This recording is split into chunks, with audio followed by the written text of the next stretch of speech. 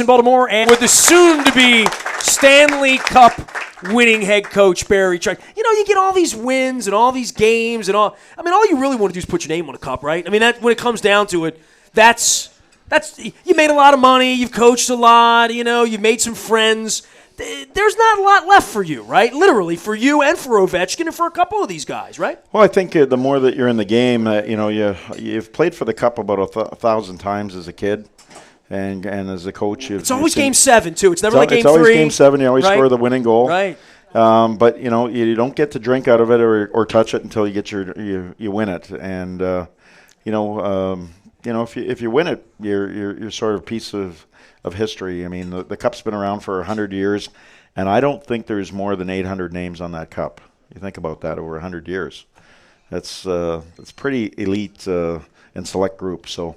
At some point, at some way, be it as a coach or be in management or something, I want my name on that cup. That'll be a good legacy for my family. So I had some friends that were upset in Bel Air and Hartford County that we weren't bringing you back. And I said, we've been up there the last 2 years. My wife's feeling better now. We haven't brought you out here. Every time I'm out at Greenmount Station, it's football season, which is usually like October, November, December. I have watched you on all these TV screens and various nights and whatever, because it seems like every time we're out here, you guys are playing on a Monday or Tuesday or Wednesday night or whatever. And a lot of folks don't know the story of Tom Ebright Champagne. I know you have told it twice. I mean, we've told it the last few years. I mean, you can run a condensed version of this, but a lot of you do know I covered Barry's teams back in 90, 91, 92. The team left and went off to Portland, Maine. You won the Calder Cup 2 years in a row. But the owner was a dear friend of both of ours named Tom Ebright, whose wife, Joyce, was from Dundalk, my homeland.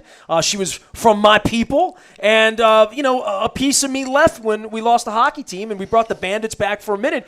But, unless I get wealthy and want to lose a lot of money, I don't know that we'll ever have minor league hockey back here. You were the last coach of the Baltimore Skipjacks and went off. And this incredible thing happened between you and Tom that you shared with me later in life, and we've known each other a long time. And now I wanted to drink champagne out of the Predators, cup with you, and we'd always talked about that. And I was at your first playoff game, whenever 2003, whenever it was.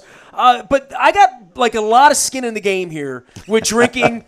I don't know about Tom that champagne Ebright's if we want to taste it, but we're going to drink that champagne. Damn it! I mean it now. Yep. Now, so tell everybody the story. It's a good bottle of Cook's. So there's for a lot of people, there are people that have not heard this story because it's not my story. Although I'm selfishly, there are a lot of things I've done in life. I've never drank out of the Stanley. I've had the Stanley Cup in the studio with me. I've kissed the cup. I've hugged the cup. I've had dinner with the cup, which I did in White Marsh, but I've never. You're not allowed to raise it. You're not allowed to drink out of it unless you win it or you have a friend. Yeah. He's my friend. So tell a story about this because it involves Baltimore. It's an incredible Baltimore story. And Ted Leone just says, promise me, before you were the coach, if the Caps win the cup, the cup's coming to Baltimore. I'm thinking you're bringing the cup to Baltimore is the way I envision it. We can do that. And we're going to drink champagne out of it, and you're going to tell the story. Well, Tom Ebright was a great mentor for me. He was the guy that, as I said, I was telling the story, I thought I was leaving this area, and he gave me another shot, I think, and we had great success, in Portland together. And when I got the Nashville job, he basically said we're going to drink some champagne. I'm making this story short because my stories are very long. But we got this bottle of Cook's. Probably high end, $8-10 probably. It's a regular one, not a Magnum. It's not a double. It's a regular. It's a bit double. It's a double. Oh, it's all okay. Yeah, it's a double. It's more shit. And you get some champane, okay? Yes. And fair enough. Basically, of all the things that one of the big believers was Tom Ebright, is it said when you're going to win the cup, and when you win the cup, we're going to drink the champagne out of it, and we're going to win the cup. And where's that bottle? The bottle is actually still in Nashville, and the bottle is coming back with my wife. We have a storage unit that it is $6.88. I can buy it on Vino.com right now. So $6.88. Look that up. And that was in 93, 94, 94. So it's probably ripe. It's probably good to open by now. Champagne's 23 years old, right? Yep, and it's probably aged really well.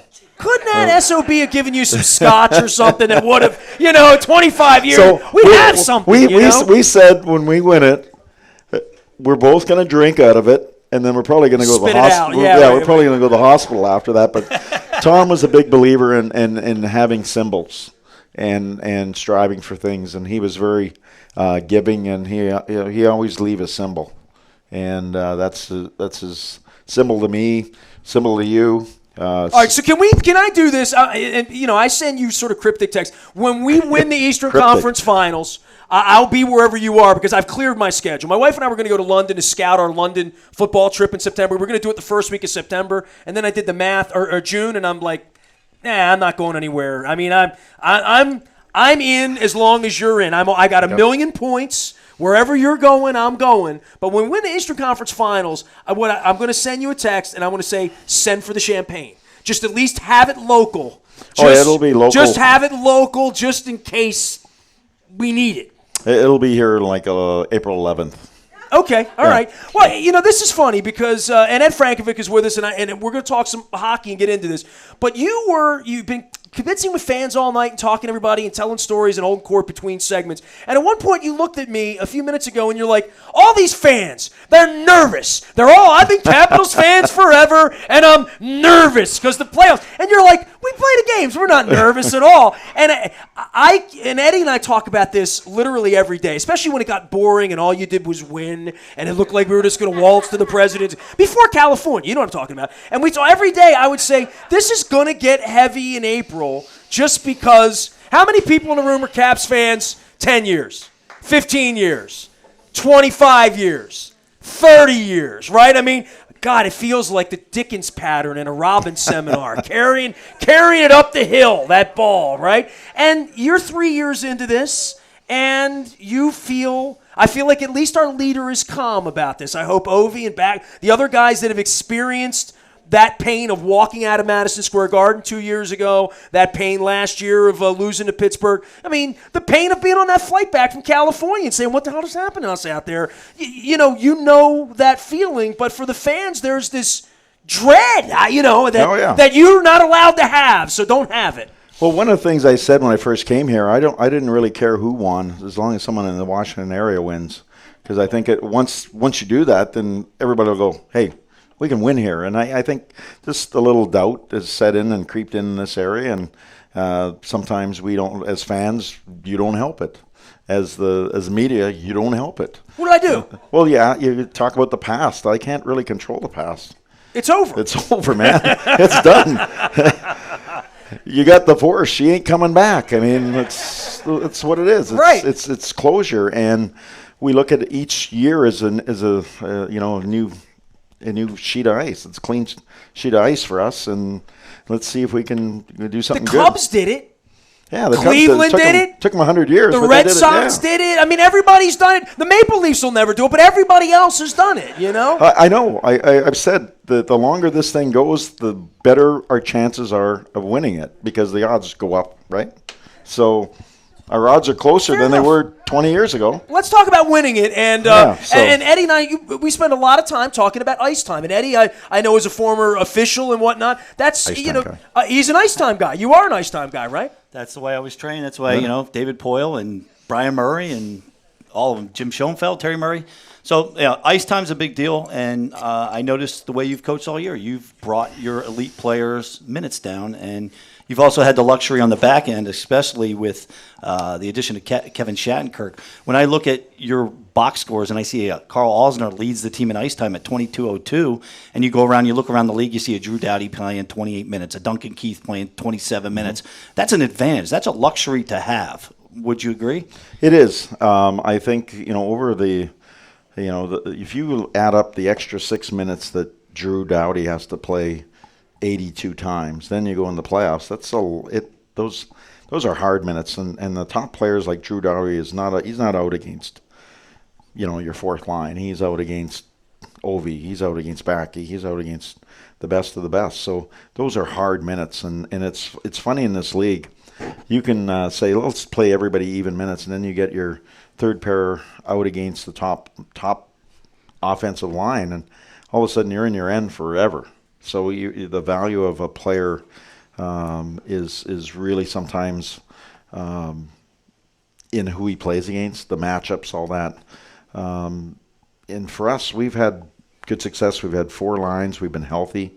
So I've been rolling them, and especially when we've gotten leads, when we roll them and we get them at 35, 40-second shifts, the other team can't stay at the pace. And then when you're trying to catch the game, or we're leading the game, they're chasing it, so they're playing their top guys even more, and our pace is still very high, and all of a sudden their top guys are playing 20 minutes, and I got my guys playing at 14 and 16, but they're playing at a higher pace because of the fact that they're playing less, and then we can go after teams, and that's been a real good success for us. Is you look at this year when teams have shut down Backy and Kuzi's line, the Eller line has just crushed the other team, and that's what I'm hoping that the move that we made at the draft, getting Lars Eller in the middle, knowing that we have Backy and Kuzi, that was all about Benino's line last year. That was about getting someone in the middle who can match up against Benino's line. And you've been obsessed with that, right? I mean, literally yeah, off pretty season, well. Yeah. The whole off season was a lot of that. And now that you're 65, 70 games into this thing, you would say that you've clearly addressed that issue in rolling 4 lines, because that's a dream scenario, right, for any coach to have 4 lines. Absolutely. One of the things I think when you lose, you reassess what you have, because the other team was able to expose part of your game or your lineup or something about you, and we felt that was really strong. That was where we lost out. We also felt talking to the other teams, coaches do research. We talk between each other, and the other teams that they played, the San Jose's and that, no one could match their depth, Pittsburgh's depth. And their depth wasn't always the scoring. It was the pace that they played at. It was the pace that they defended at. When you have all that speed and you have 4 lines, they can defend really hard as well as score, because they keep the pace, but they track you down. And if you get tired players, they just sort of consume you with the backside pressure and the 4 lines coming at you. But they scored on the bottom 2 lines, and that's what separated us in that series. And talking to other coaches, it was the same story right through. Well, Mac talked about, he had Eller on the radar for a long time. How did you find a Brett Connolly? How did he come into the mix? Well, that was just our scouts identifying people. Obviously we have to let go sometimes Jason Chimera or someone like that. We were looking for a couple elements. We were trying to replace the 20 goals that Chimera scored. We were trying to get a little bit better offensively in the middle with Eller. We made that deal at the draft. Connolly was a free agent signing by our scouts. They did a really good job trying to identify a player who would fit into our team at a certain price level, because we're right up against the max. I mean, we've been very fortunate to not have a lot of injuries this year, because we would have been playing shorthanded a lot of games, because we are maxed out on our cap space, just because of the lineup that we have, the players that we have, and we're maxed out. And we're fortunate. So we have to find a player that fit a very specific need and a price range, and Connor's done a real good job. He's having a career year. It's amazing how many guys have career years when they first come to us. Someone came up to me and said, the book I should write when you win is Red Rain, after writing some. And I'm not the guy writing the book, but the book would be, for me, the acquisitions. People have said to me, how did the Caps get so good the last couple of years? I've known Ovechkin's good, and Trotz can coach a little, and, it seems like the kid in goal is a pretty good player, but how did they get this good, President's Trophy good? And I said, and look, in the NFL right now, where we are in this part of the offseason, everyone's trying to make the perfect acquisition with every signing, with every release, with every veteran player, with every draft pick. And it feels to me like since you got here, and maybe you were a big part of that, because you would clearly say you acquired top 5 talent in the NHL when you got here. You knew it was a top 5, top 8 roster. You knew you had the best player on earth, but that hasn't equated to much here. But all of these decisions, whether it's Orpik and Niskanen, whether it was TJ Oshie, whether it's Connolly, whether it's bringing in Justin Williams, and that was a little even controversial at the time. All Shattenkirk is, until you win, it's, if you don't win the cup, it was just an acquisition. I know you put a lot of effort into this, but you're not the guy firing the trigger on that, right? That's Brian, but it's an organizational decision. But you guys have really been at the craps table and rolling for a while here on health and on when you sign a guy, he plays to that level or even supersedes that, and that's how you win President's Trophies in any sport, I think. Yeah, you do. You have to get the right player that fits your hole in your roster. You have to draft well, and you have to make hockey decisions like, can we replace Jason Chimera? I'm just using an example from last year for half the price. I think we've done pretty close to that. Can we replace, this player, Brooks Lake, with a Daniel Winnick? Like, at first, Brooks was a very popular player, and he's had some fantastic years here, 20-goal scorer.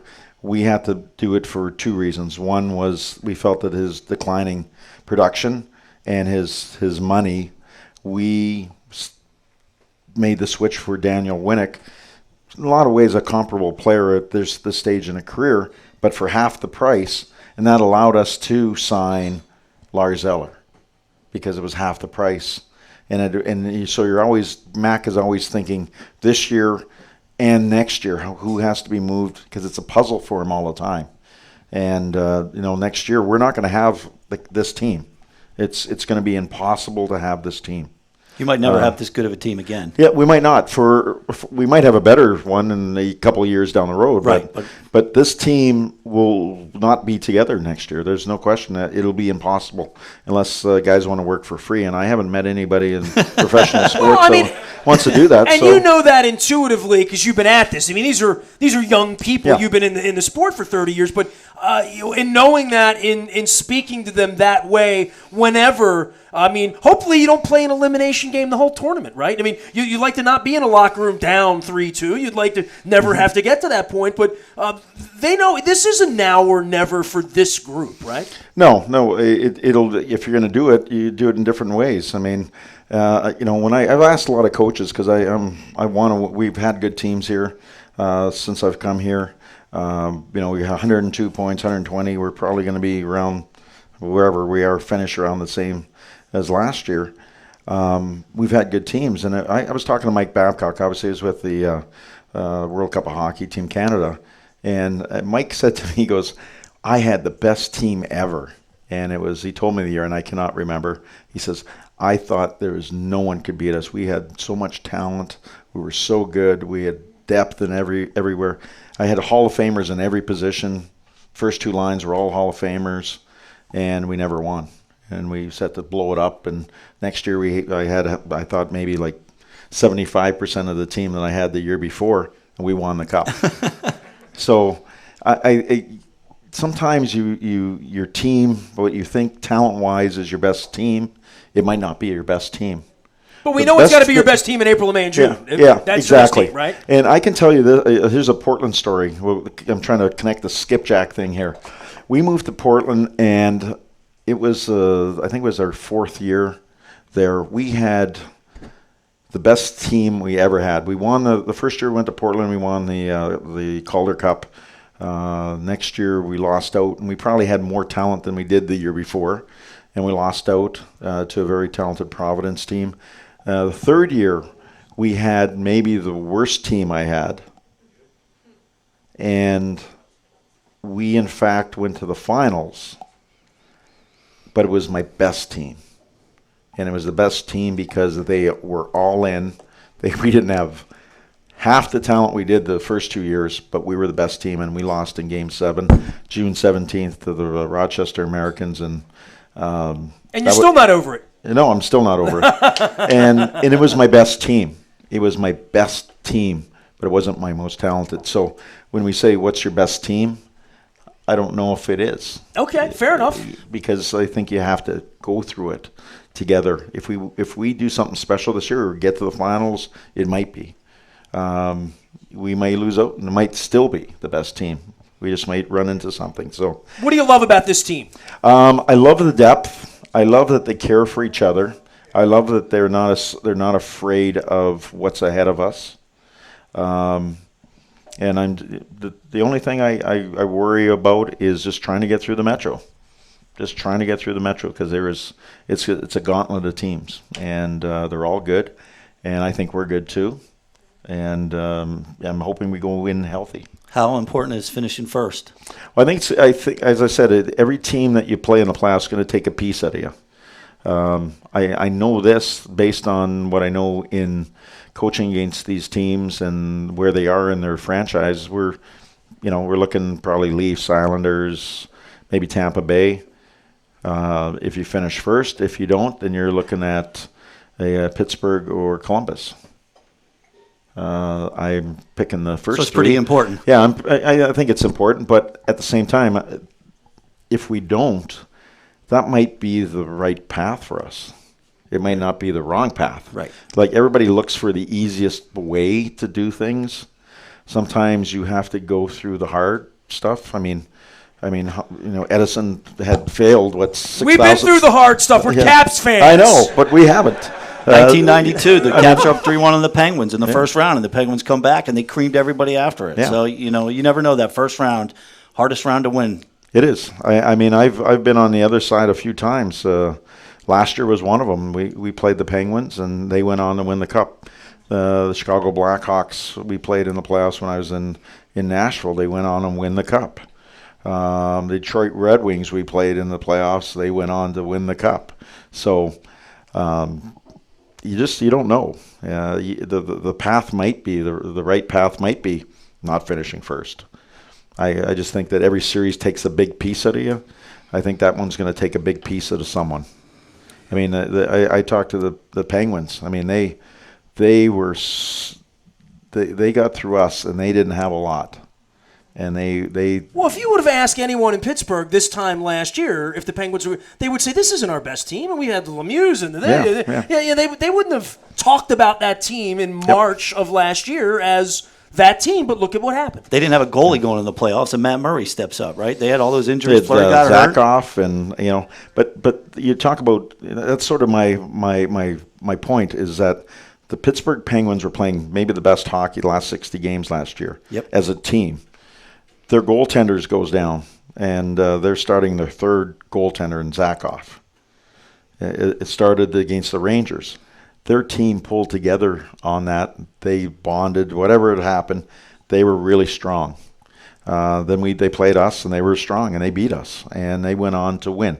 So what I'm saying is I don't know what the right thing is. If we play Pittsburgh Penguins in the first round and we beat them, I think we're going to feel like it's going to be our year. So you're going to have to beat them sometimes. Maybe you have to beat them in the first round. And if you do, I think we'd feel pretty good about ourselves going forward. And belief would be pretty high because I know the history of the Penguins and the Caps. So don't be scared of the obstacle is, I guess, my message. I'm ready for any kind of action, Coach. You ready? Yeah. Eddie, you done with him? We hit him after some games here soon? Yep. All right, good luck out on the West Coast the rest of the Thanks. week. Give it up for our head coach here, head coach Barry Trotz from the Washington Capitals. We've been swabbing for the Bone Marrow Registry for There Goes My Hero out of Greenmount Station. It's all brought to you by Freedmont Mortgage. I'm Nestor, and this is WNST.net, where we never stop talking Baltimore sports. Done. Thank you, everybody, for coming.